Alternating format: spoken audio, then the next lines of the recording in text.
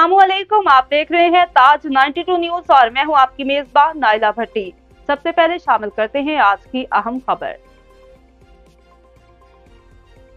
Administrator जिला council Karachi नूर हसन जोखियों का कहना था कि दीन इस्लाम ने हमें तालीम की तरगीब सबसे ज्यादा दी है।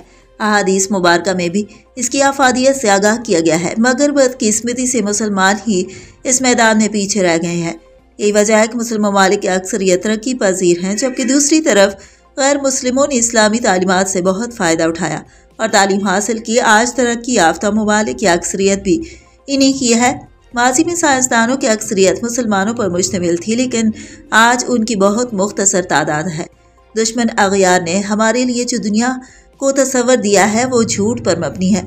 हमें इसका मुकाबला जंग से नहीं, तालीम से दोस्ती करके करना है, ताकि उम्मत मुस्लिमा अपना खोया हुआ मकाम दोबारा हासिल कर सके।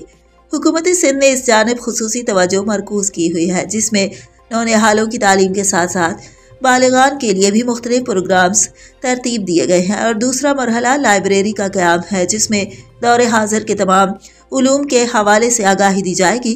इन ख्यालात के साथ उन्होंने काठौड़ के इलाके में पब्लिक लाइब्रेरी का इफ्तिताह करते हुए किया। उनके हमरा chief officer Ayaz Hamidullah Baloch, director social welfare Nabeel Baloch, deputy Abdul Razzaq Baloch, Aslam Brohi, मुअज़्ज़ज़ीन इलाका भी मौजूद थे।